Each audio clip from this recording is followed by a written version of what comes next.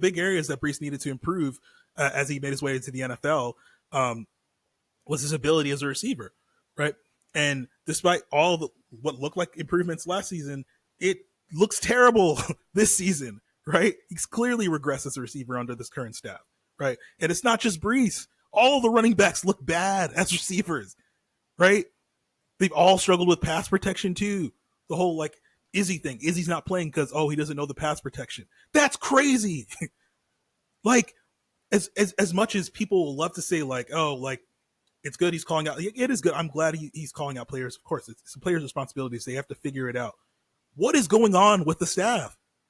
You can't have a rookie running back figure out pass protections this far into the season. How's that possible? How's that possible? Eventually, if all the students are failing, you're like, what's going on with the teachers? Right? What are they learning? What's happening?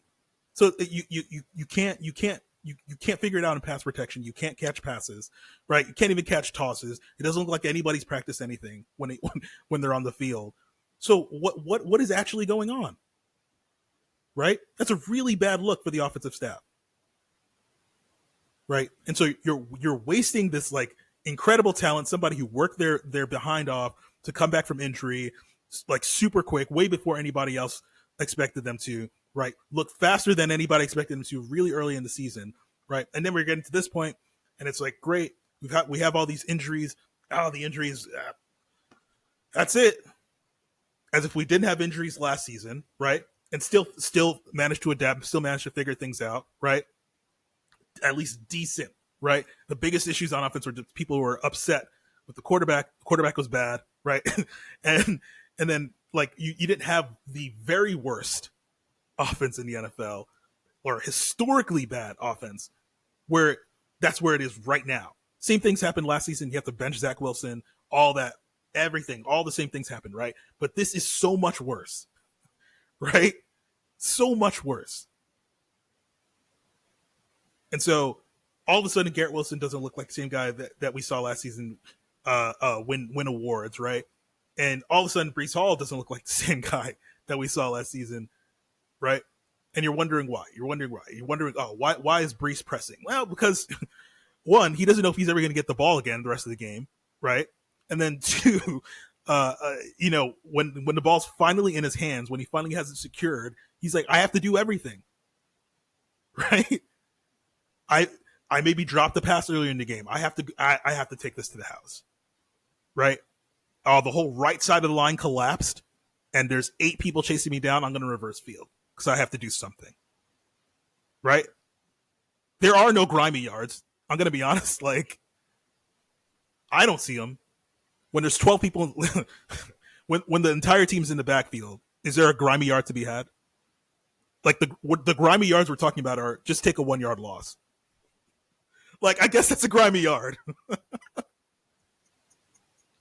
I guess it's a grimy yard, right? I think the Jets have to really get serious about what they're actually trying to do as a staff, right? Because if you're holding players accountable, it's good. If you're not holding yourself accountable while you're holding players accountable, it's bad, right?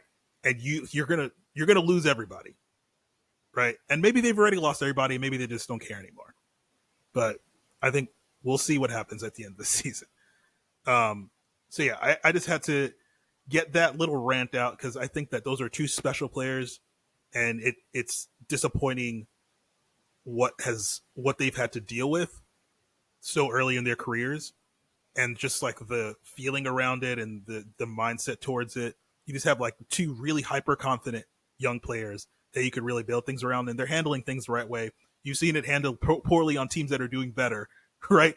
If you look at the Steelers, like a lot of their young players are not handling it very well, despite the fact that Mike Tomlin is just carrying that team, right? And they're still like somehow in the playoff hunt, right? But Mike Tomlin's like, great, things aren't working on offense. Offense coordinator's out of here, despite the fact that he's worked with them for so long, right? Probably good friends, but not working. Sorry, he's gone. No excuses anymore. Let's figure it out, right? It just like it's frustrating to see successful organizations continue to make the right decisions, and then you just hope that the Jets start to learn from those situations and start to do the right thing and start to just put their players in positions to succeed for once. Like, as unfortunate as all the happenings this season have been, injuries, yes, despite, every other team going through injuries as well, but yeah, sure, a lot of injuries, a lot offensive line, decimated, yes, barely happened in NFL history. It happened last season to like the Ravens and other teams, but sure, this is as bad as it's ever been. Okay, yes, you have a historically bad offense. It's never like it being that bad. That's something else, right? That is something else. So yeah, I just hope that fans, but also the team itself, can approach this situation with reality in mind and just make sensible decisions for the benefit of their young players. If you put everything on next season,